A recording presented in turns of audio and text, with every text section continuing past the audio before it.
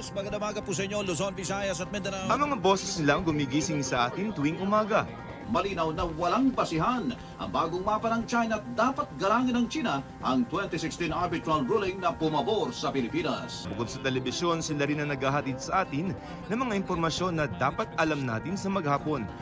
Sino-sino nga ba ang mga hinahangaang boses sa radyo?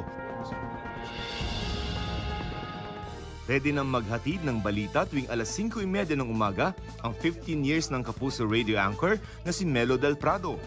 18 or 19 years old, nag-aaral pa po tayo noon, sumubok tayo sa audition sa radyo. Out of the 200, dalawa kami na pumasok. Maliit yung oras, pero malaki naman ang responsibilidad. Kasi dapat paghahandaan ang bawat sasabihin at impormasyong babanggitin sa himpapawid. Kapuso dry run ng cashless system sa mga tollway. Ang boses naman sa likod ng 24 oras headlines, ang multi-awarded radio host na si Joel Reyes Subel.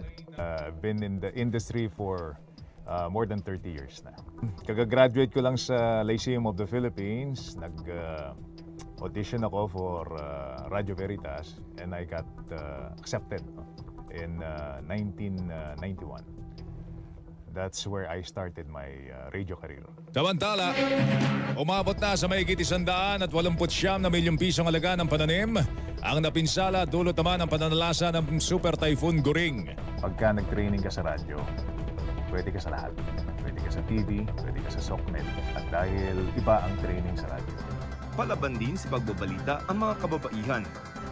Patunay rito ang senior radio correspondent ng DZBB na si Rowena Salvacion.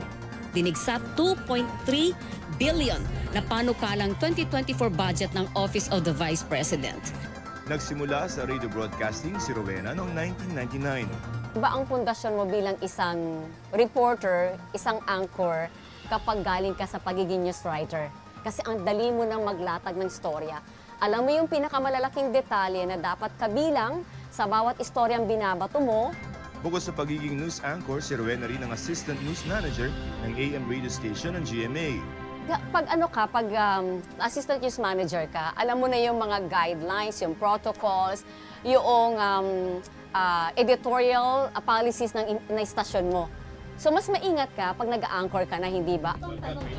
Sa panahon kung saan ang boses ay pwedeng pagkakitaan, maparadyo man o online, ito ang ilang tips na dapat alam mo. Dapat mauna po tayo na nakakaalam. Hindi yung alam na ng listener, yung ibabalita mo, dapat may bago palagi po. Dapat alam mo ang mabibigat na issue ng lipunan. Hindi dahil sa trabaho lang, kundi sa pang-araw-araw na buhay. May pakialam ka, may pakialam tayong lahat kasi bansa natin ito. Gamitin ang iyong boses ng tama at maging magandang halimbawa sa kapwa. Ako si Joseph Morong at yan ang kwentong dapat alam mo.